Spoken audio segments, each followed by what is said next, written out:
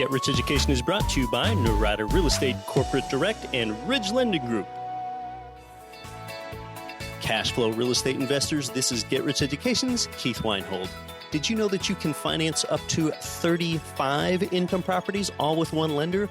Ridge Lending Group specializes in investment property loans, and they do it in almost every U.S. state. Ridge has worked with tens of thousands of real estate investors and homeowners all over the country.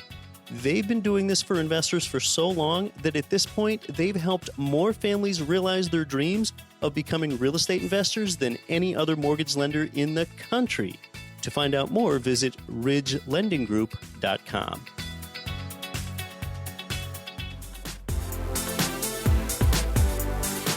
Welcome to Get Rich Education with Keith Weinhold, giving you information and ideas on the investment that has turned more ordinary people into millionaires and billionaires than anything else, and can provide you with more wealth and happiness than you ever thought possible. Now, here's your host, investor, entrepreneur, business owner, and educator, Keith Weinhold. Welcome to Get Rich Education, episode 106. I'm your host, Keith Weinhold, here again this week because I've got that drive to help you build your wealth. We're talking with Get Rich Education's own business developer, John Collins, today about quitting your day job and how that intersects with, well, one of your favorite mental tug-of-wars, and really one of mine and everyone's favorite mental tug-of-wars, and that is, yep, it's that time versus money conundrum again. And our own John Collins recently quit his day job, but not his daydream. And later I'm going to ask John about how that feels and how he overcame that fear of ditching the job. And I'll give you some indicators that it might be time for you to leave your job. Some questions to ask yourself, other than the obvious parameter of when you have enough passive income to meet or exceed your living expenses, you can detach. And as a lot of you aspire to quit your day job, some of you might actually like your job and you're just seeking more passive income to live a substantially better lifestyle while you work that job, and that's fine too. In episode 100, I introduced the concept of the passive portfolio yield, or the PPY, okay? Your PPY, that passive portfolio yield, that's your annual passive cash flow divided by your net worth. Now, I had one listener call in by using the SpeakPipe app at GetRichEducation.com, and he told me that his PPY is 4%, which, for example, would be $40,000 of annual passive cash flow divided by $1 million net worth to yield that 4%. And he wondered, what's a good PPY? And I told him that 8% is a great number. So, for example, that would be $80,000 of passive cash flow generated from a $1 million net worth.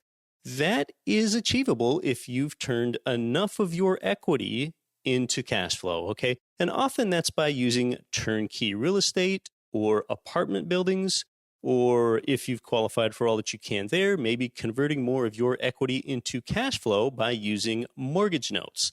So the PPY, it's again your annual cash flow divided by your net worth, and it's kind of an efficiency measure of how much cash flow your equity is producing. Retirement accounts are terrible for this. Of course, they are zero cash flow plans. They don't create income until you're in retirement. They actually take income away from you. And the more that you have locked into retirement plans, whether it's a 401k, 403b, 457, Roth or traditional IRA, and the like, the more watered down your PPY is going to be, and the farther from financial freedom you're going to find yourself. So again, I'm trying really hard to help you build your wealth and approach it from different angles, and optimizing your PPY. That's just a really smart top-down approach. So calculate yours, and that will help you identify where you have equity that is not producing cash flow. A couple days ago, I just wrapped up a trip to Lancaster County, Pennsylvania, where my wife and I stayed with my grandmother, Grandma Weinhold, whom I affectionately liken to Federal Reserve Chairwoman Janet Yellen because they kind of look alike. And it's amazing that my Grandma Weinhold, slash Yellen, she was born in 1922, and yet she still lives in her own home all by herself. I'm so proud of Grandma. And then after visiting my parents in upstate Pennsylvania, my wife and I find ourselves here today in Ontario, Canada. We are at Niagara Falls now, and we've been staying here at this Marriott Hotel on the Canadian side of the falls where you can look right out your window and see those falls right from your room. Just stunning stuff. And later today, we'll ride the boat out to the base of Niagara Falls. And, you know, there's kind of a lesson or a metaphor for you here. It's something I was thinking about as I was driving up here earlier. You know, when I travel and drive around, I've basically driven from Philadelphia to Buffalo in a roundabout way here the last few days. Well, what I like to do is I like to get out of the car and look at historical markers a lot, or just walk out onto a bridge and look at rivers a lot, or if I see a low hill in the distance, I might even get out and run up it fast since I just spent the previous 2 hours sitting and driving. And I know that that would drive some people nuts right there, that stop and go stuff. Guys especially, they just want to drive and get to where they want to go or to where they think they want to go, and that's fine. Well, kind of like how I want to enjoy topography, geography, culture, and a unique sense of place as I travel. You know, such is life too. When you build streams of passive real estate income throughout your life, you have the latitude to take the time to take life in as you go, because with income, you're effectively able to buy segments of time, both as you travel along and once you get to where you're going.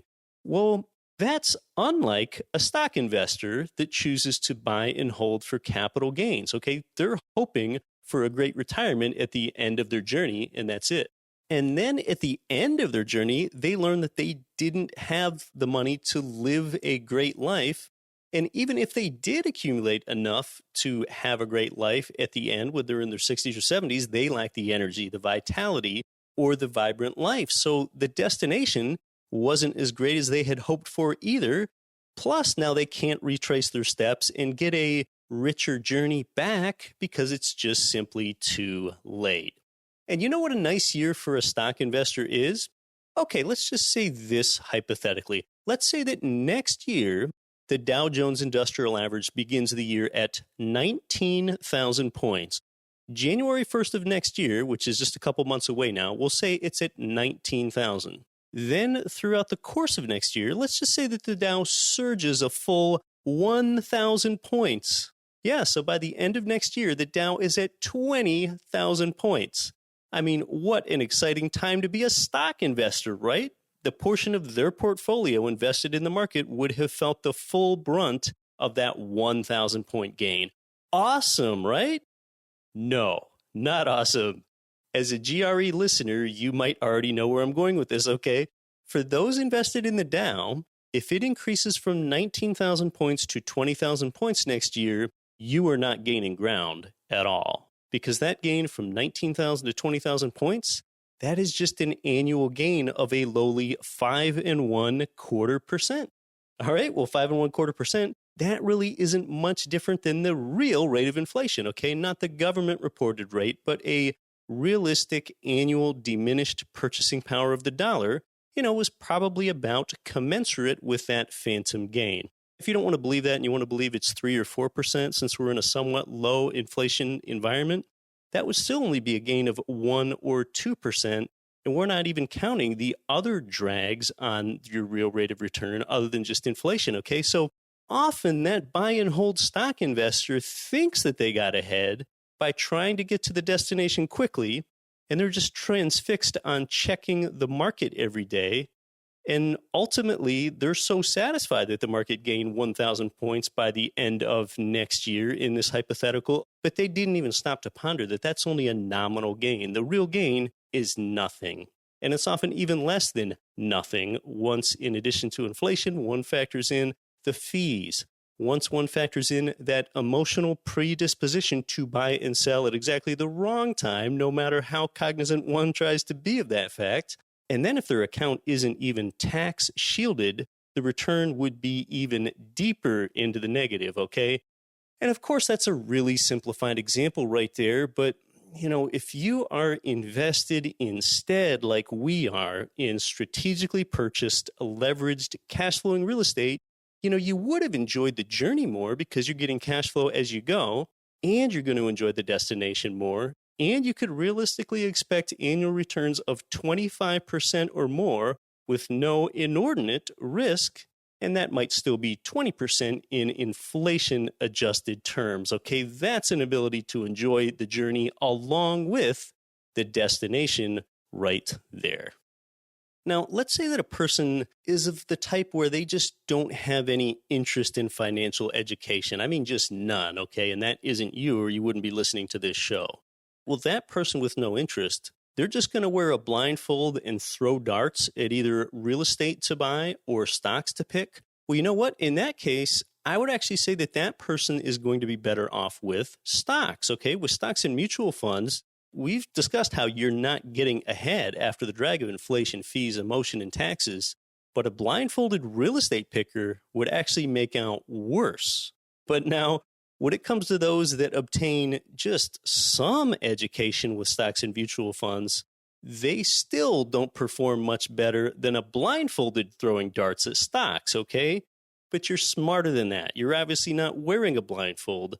If one has just a general education and understands some cash flowing real estate concepts like market and submarket and management and cash flow and leverage, then you have a tremendous advantage at stomping the stock picker over time, stomping inflation several-fold over time, and potentially reducing your taxes to nearly zero.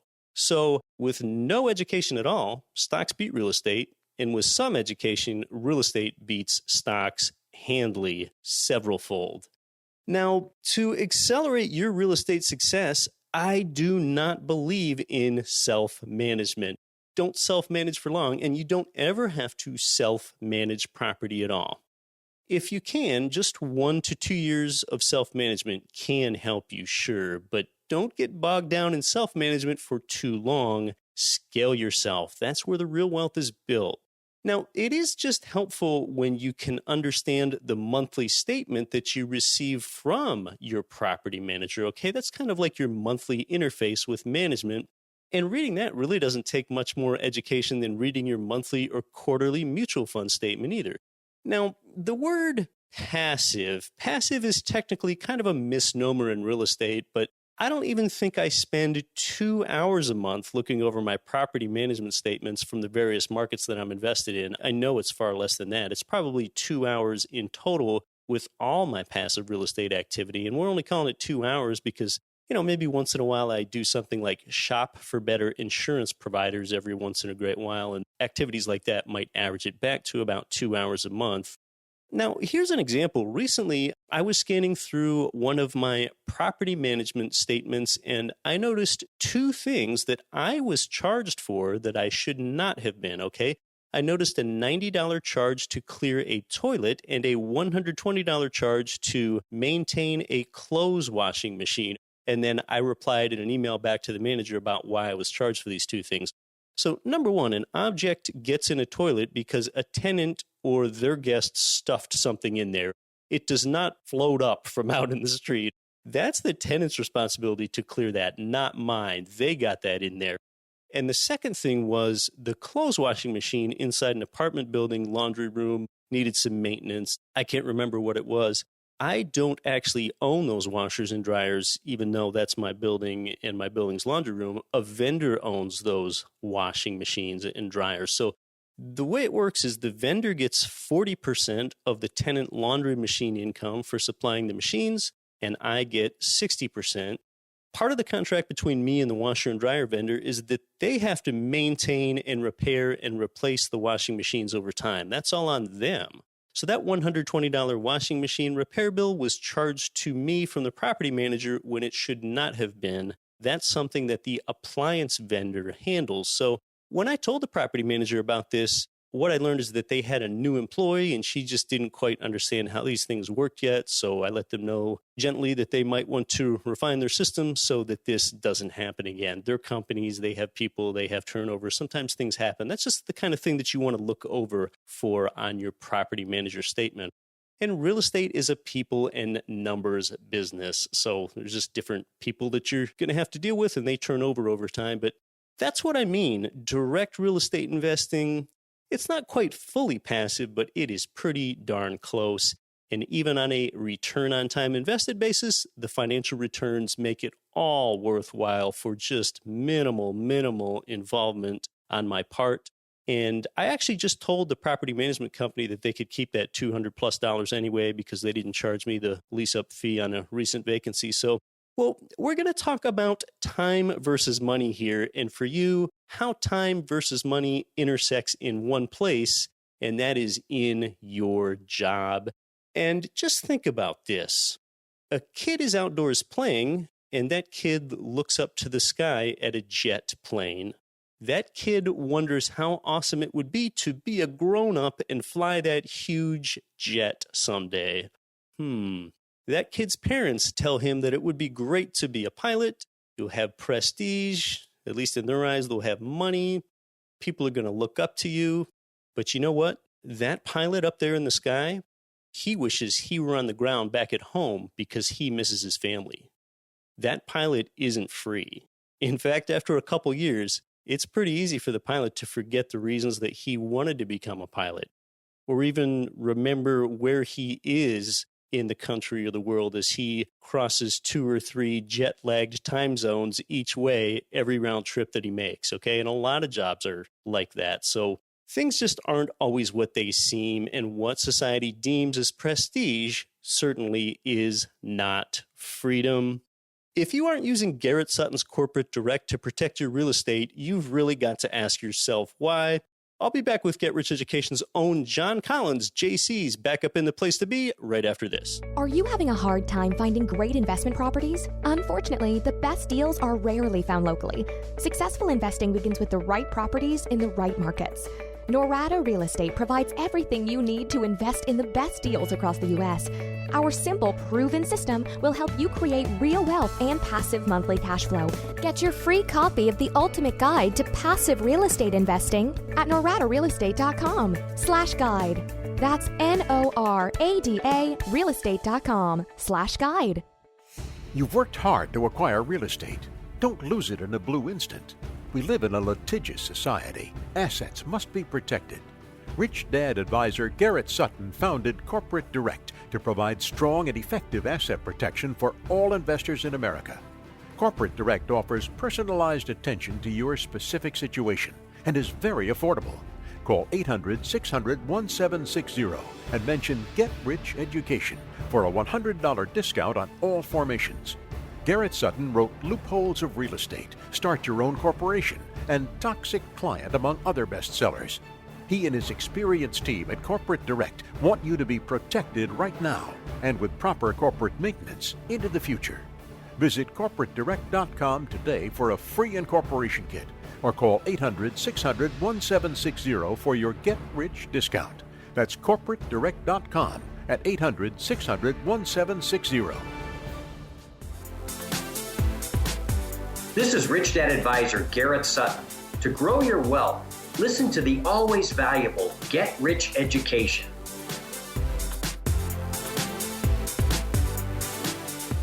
Welcome back to Get Rich Education. We're talking about that time versus money sort of conflict and confluence today. How much is an hour of your time worth? $15? $55? $125? Is it not a commodity at all and no one can buy it from you? Well, Get Rich Education's own John Collins can now put himself in the latter category. And here's the twist to John recently quitting his job. He admits that he quit without having enough passive income to sustain himself. He just has so much confidence that he's going to figure it out due to his network and due to his education. And John does own some income property, out-of-state turnkey, and property in his home market of Anchorage too. John quit his job as a purchasing and supply management professional for an oil pipeline service company. He's in his 30s, and consider that he does have no wife or kids. I recorded this before I left Anchorage the other day. Let's catch up with John. Well, I'd like to welcome back on to Get Rich Education's own business developer and my best friend, John Collins. Yeah, hey, Keith. Thanks for having me back. Yeah, John, it's good to have you here. We last had you here on episode 100 when you were talking about the value of ideas and so on. And by the way, John is right here next to me, literally shoulder to shoulder. We both live in Anchorage, and we both live in and appreciate this great city of 300,000 people where we can have all these amenities and choices of an urban area, still be 10 minutes from an international airport. But right now, on the table that John and I are sitting at, we each have glasses of drinking water that come from a spring that I collected in jugs myself that flows off of rocks that come off a cliff. So you kind of have that rural-urban divide, and you can really have the best of both worlds in Anchorage. And shortly after record here, in fact, John and I are getting into what we like to call our vertical boardroom. We're going on a steep hike in the Chugach Mountains here.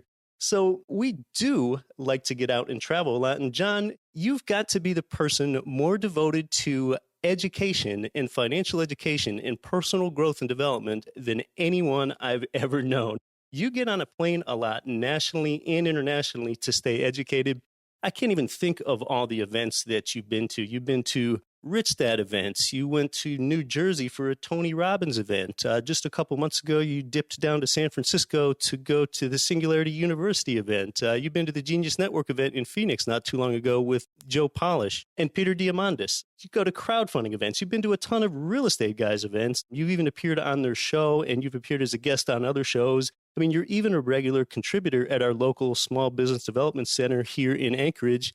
And this broader perspective that you get and all the opportunity that's out there, no matter how much passive income you've developed, you recently had the commitment and the conviction to tell your employer, I'm not going to work for you anymore. Now, John, you're a young guy, and you made between $100,000 and $200,000 a year at your job. And most people would look at that as being very successful. It was sort of like I sign off with here on Get Rich Education, though you might quit your day job, don't quit your daydream. And look, someone that knows you and has known you for a long time, I know you don't like me to bring this up because you are a very modest person. You are the valedictorian of your class. You're a very bright guy. And, a lot of people are looking at John, what he quit his job. They're seeing valedictorian to unemployed. But someone might look through that at a different lens and say, no, it's not valedictorian to unemployed. It's valedictorian to unemployable. No one can hire me. No one can limit me to a box and take my dreams away from me. Now, last time you were here, you talked about the value of sabbaticals. So just tell us a little bit about this kind of fear that you had to overcome when you went ahead and left your employer. Tell us about that. Yeah, so exiting a job after a career after about almost 10 years. Yeah, that was not an easy move, and it's not something I just did overnight. It was just kind of the outcome of a long process, a lot of frustration, a lot of self-discovery, a number of things just kind of coming to a head. But definitely, yeah, there was a lot of fear that had to be overcome. And I think that was probably the biggest obstacle was holding me back, which after a lot of personal reflection and thinking about a lot of other things, really fear is kind of what's been the real hang up for me personally on a lot of things. What I discovered was on the other side of that fear is like just more opportunity. Fear is just kind of like this magical curtain you have to kind of push through that I think we all feel on a lot of different levels, different areas of our lives, our businesses or whatever. And once you kind of stop denying that and just kind of acknowledge it, and then you can kind of see through it and not afraid to poke through it. And that was the biggest obstacle, just willing to kind of stand up to some of those fears of uncertainty and willing to move forward, make a decision and be okay with the outcome, regardless, not knowing what the outcome was going to be. So I basically made the decision. I did not have a plan other than I knew I was just going to decouple myself from what felt like a extreme burden. And I was just really sucking the life energy out of me on so many different levels. So I just decided I'm going to do this. I'm going to move forward. I got a little bit of a safety net. I have some basic raw ingredients for success, but nothing really formulated in terms of a plan exactly, and take it one day at a time. Part of the reason that you were able to overcome your fear is because you are such a believer in education. Nothing dispels fear like education. That education gave you the power of a lot of ideas. And it's kind of like Eleanor Roosevelt, that famous quote that she gave: small minds discuss people. Average minds discuss events. Great minds discuss ideas. You're an idea guy, but it all comes down to a real raw emotion. And that number one emotion is fear when it comes to quitting your day job. And there are a lot of fears. I think the number one fear is a lack of income. Now I'm shutting off a substantial income stream, even though I was trading my time for dollars, even though I was selling my time for money at an employer. So that number one fear is probably lack of income. How are you going to provide for yourself and your family? Banks are reluctant to give new loans for real estate when you go ahead and quit your job. Now, that's more true with conventional loans, and there are some ways to get around that, but that's definitely one factor. And another factor, a lot of people have their social connections at work, and people are going to sever those social connections. Sure, you can kind of keep in touch with those former coworkers, but it's just not going to be the same again. So tell us about some of those fears that you had. So my biggest fear, which probably is not going to be a big surprise to anybody, was just really the lack of income. Going from a really safe, stable, secure 6-figure income with a full-on benefits package, including a pension. To give that up is pretty significant. And, there's just so many things inside you saying, why would you ever do that? That's the dumbest thing you would ever do. But I got to the point where that wasn't going to work for me anymore. And I knew that. So the biggest fear was just giving up that income and then wondering, okay, when is that income going to come back, or when will any income come back? What am I going to do? So I just kind of put that aside. I knew I had a cushion. I was okay with that. The other issue too, Keith, you mentioned ideas and also social aspect. Well, as I spent more time going to some of these events that you mentioned, I just realized and expanded a lot of space in my head going, man, there's just so many other ways out there of doing things. There's so many other people at so many different levels and so many different ways to think about things and ways to apply yourself and your knowledge and your skills and your abilities to the world. And so many different ways to tap into your true genius, your true passion, all those sorts of things. And then I would come back to my corporate job and I just felt like I was surrounded by a whole nother mindset that was complete opposite of that. And that was just so soul crushing, and it was very difficult. And I worked with a lot of great people, both internally and also, externally, people that I did business with in that role. But the mindset was not there, or if it was, we weren't allowed to share it or talk about it because it was not part of the, corporate mission or whatever. So I just really felt like internally I was getting really misaligned with the energies that I was surrounded with. And we talk about you're the average of the 5 people you spend the most time with. And I just got really, really crystal clear on that. And I realized that basically, things are either moving you toward your goals or away from your goals. And at that point, I didn't feel like I was being moved toward my bigger and better self. It was kind of like holding me back. So it was critical that I put myself in a different situation or remove myself from that type of influence so I could move forward and really be who I need to become. So even though you might not have the level of passive income that some people do when they build up so much real estate cash flow that they can leave, even though you feel like you're not quite at that level, because you've built up this network of connections, because you are the average of the 5 people you spend the most time with, because you see people like me and Get Rich Education's other business developer, Marcus Whalen, being entrepreneurial, and you surround yourself with other entrepreneurs, I guess you just get so much confidence and you get so much wind behind your sails, and you go ahead and get into the slipstream of others that gives you a certain amount of confidence that you can get there. But now you've got open field ahead of you so that you can go ahead and expand on your ideas because you're not confined by an employer and a corporate culture and all that. And yes, you have lost some connections at work, but you tell me about all these meetings and these entrepreneurial events that you go to, and basically now you're getting your chance to choose your connections, where when you were with your employer effectively chose those connections for you with whomever they hired. Now, some people have a fear of leaving their job that, oh my gosh, my life's not going to have structure anymore. And it's going to kind of beget laziness, okay? No one's going to tell you what to do anymore. And that way you feel like you don't have to do it any longer when no one tells you what to do. I mean, the upsides are, though, that you don't have to wake up to an alarm. You can exercise at your peak energy level. And I mean, does it even make you ask the question now, since it's been about 3 months since you left your job, do you find yourself asking the question, how in the heck did I ever have time to go to work? Actually, that's pretty funny you say that, because I've thought about that quite a bit in the last 2 weeks. And I've even had some friends and family members make that comment to me after I answered their question about what I've been up to lately. So you're spot on with that. Gosh, you just said so many things there that made me think about other aspects to this pivot that I'm going through right now. The structure, yeah, like for some people, I think they'd have a big challenge with that. And for me, initially, it felt awkward and unfamiliar because literally it's been non-existent for actually almost 2 decades, really.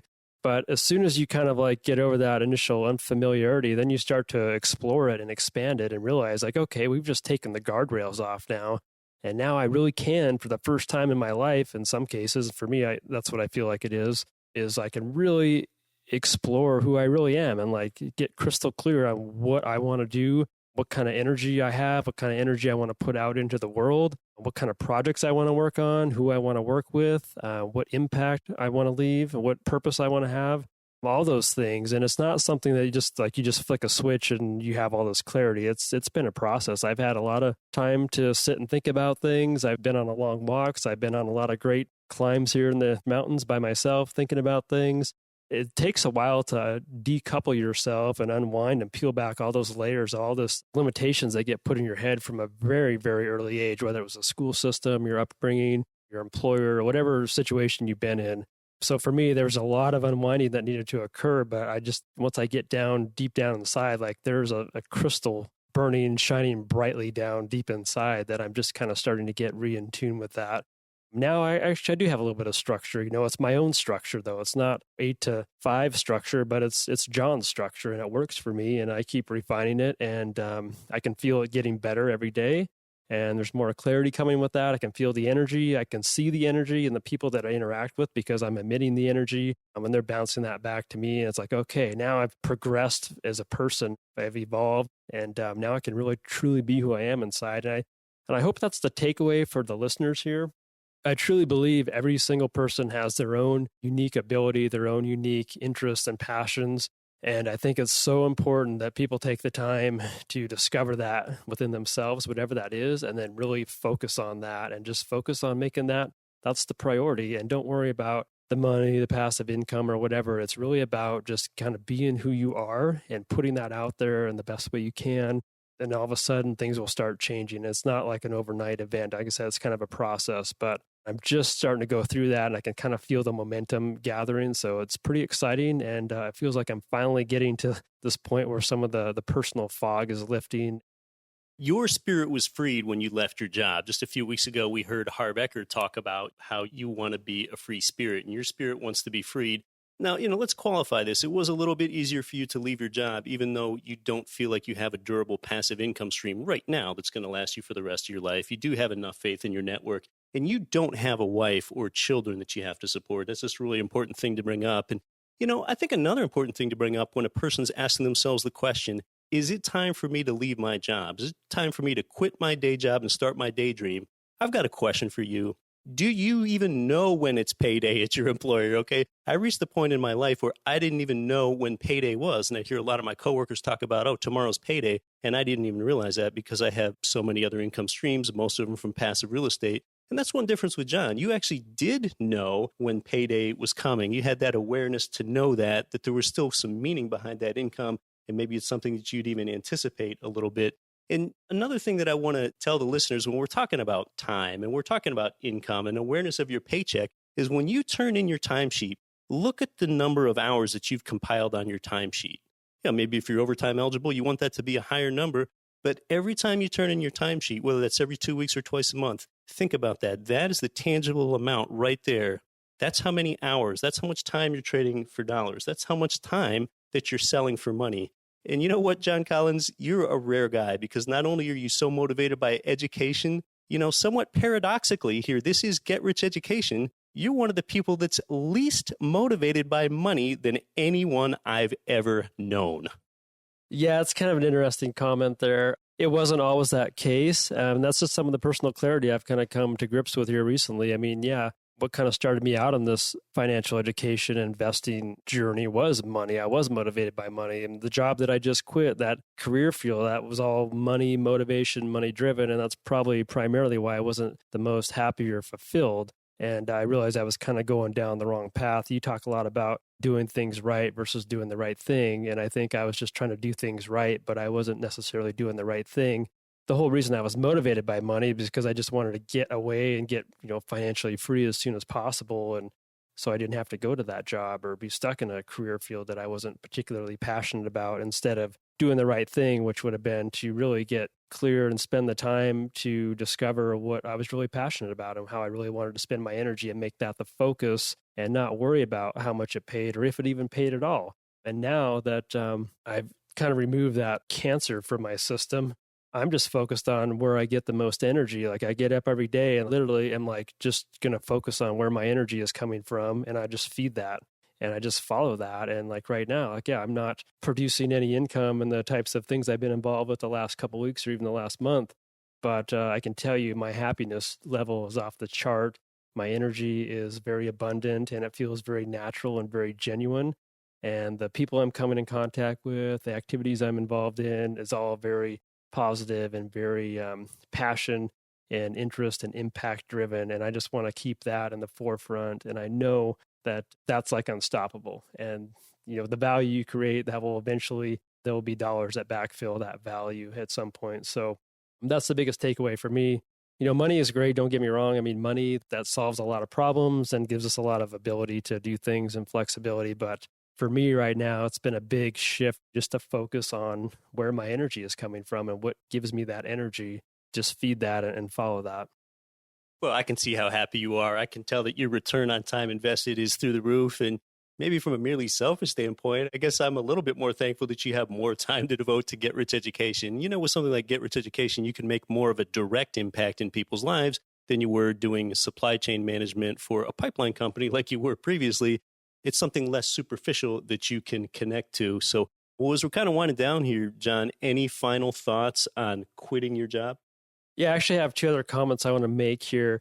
During this transition period, I also had an opportunity to go work for a Fortune 100 company. It's got an office here in Anchorage, and it was a very lucrative employment opportunity, even better than the one that I just came from. It looked really good on paper. I went through a very extensive interview process and even started the onboarding process for that matter. But I just wanted to share this with the listeners that it got down to the point where I had to disclose other business activity. And of course, I had to list the podcast as something I was involved in on the side. I got a very stiff, unpersonal notification that I was going to have to cease and desist my involvement with this show. That was just like a real turnoff for me. And it reeked so much like corporate America that I just came from. And I just said, nope, I'm sorry, but I'm not going to be able to do this. And that was really critical for me. It really helped me make a choice between very safe, stable, secure opportunity that looked really good on paper, or, am I going to follow my interests and my passions? And to be quite honest, this is much more fun working on this project with Keith, influencing our audience, meeting people in our audience. I just met several of our listeners here locally in the last week. There's nothing more powerful or rewarding than making those connections and just seeing the impact you're making on people. And like I said, I'm following my energy and my heart. Those are things that are really strong and help me a lot. So that's my story. Like I said, I had this great opportunity and I just totally swung the other direction. And that was kind of like, it really put me in a position where I had to choose A or B. That really helped me get crystal clear on that. And the other comment I want to make, for anyone else out there who might be in a similar situation as me, or maybe you're thinking about doing some sort of a pivot or making a pretty serious change in your life, it's funny how things kind of happen here. A couple of weeks ago, I ran across a book called Pivot by Jenny Blake. It just was released a couple of weeks ago. It's basically a playbook for doing exactly what I'm doing. I'm right in the middle of a pivot, and she had a story very similar to my own. It was very inspirational, resonated deeply with me because I could relate 100%. And she's got some great tools in there, some great tips and strategies, ways to think about doing your pivot, ways to plan for it, ways to be successful. It's a very enlightening book.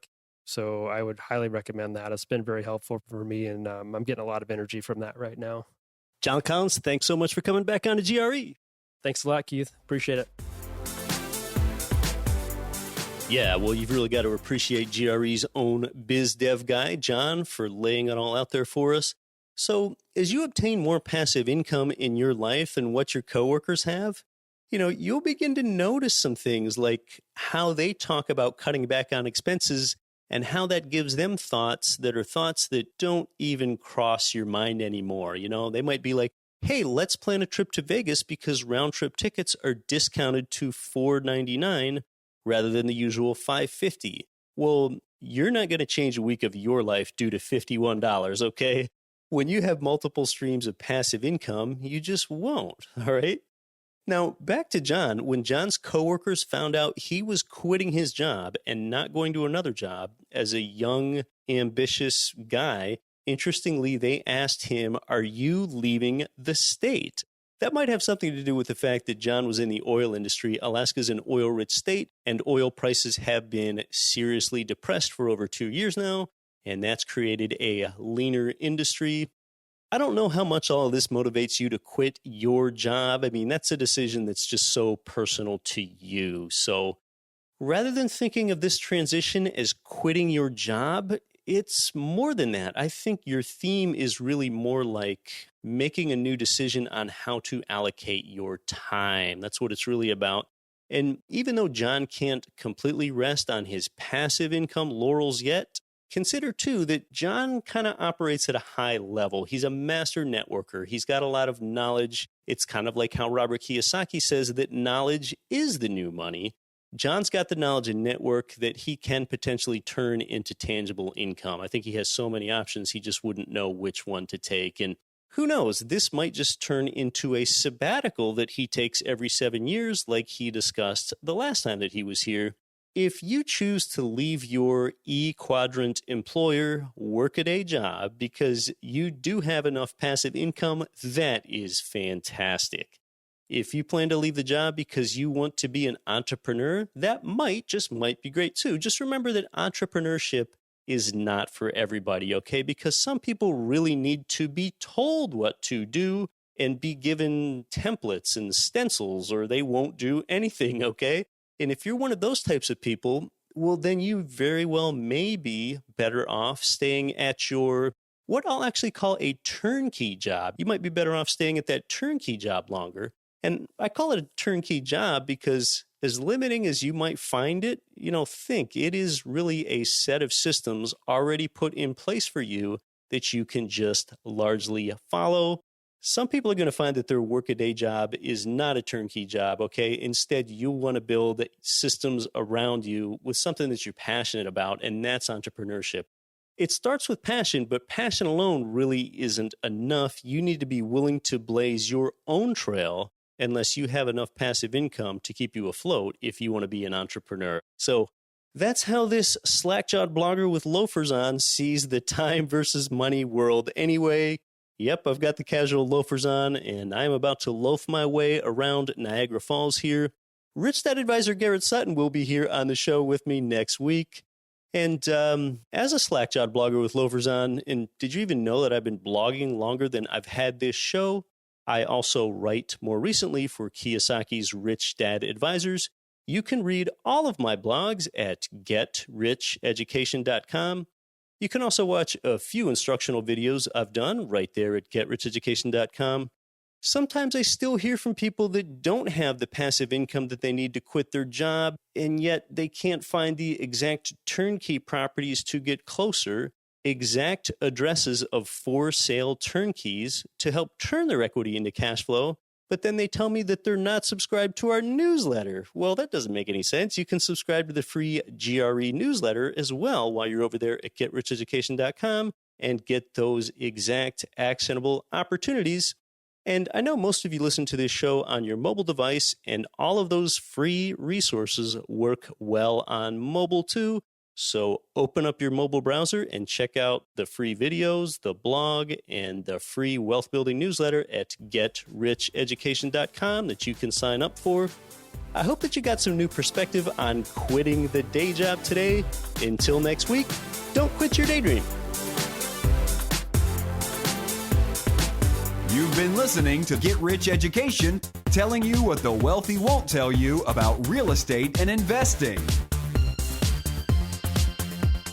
Nothing on this show should be considered specific, personal, or professional advice. Please consult an appropriate tax, legal, real estate, financial, or business professional for individualized advice. Opinions of guests are their own. Information is not guaranteed. All investment strategies have the potential for profit or loss. The host is operating on behalf of Get Rich Education, LLC exclusively.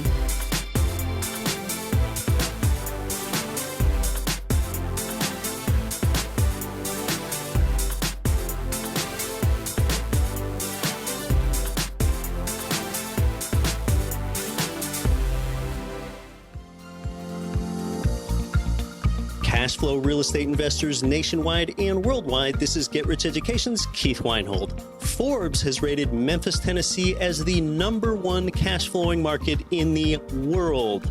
Our good friends at Mid-South Homebuyers have been Memphis's premier turnkey real estate provider for 14 years with a stellar reputation and an A+ rating with the Better Business Bureau. Owner Terry Kerr was born and raised in Memphis. Yeah, he knows the market and has renovated and sold over 1,000 houses in the Memphis area. Find out what their many repeat buyers already know. Their houses are completely renovated, even come with a 1-year builder's warranty and a lifelong rental guarantee. They're a perfect fit for the first-time out-of-state investor or the seasoned investor diversifying their portfolio. Mid-South Homebuyers' friendly staff makes investing easy. Learn more at midsouthhomebuyers.com or give them a call at 901-217-HOME.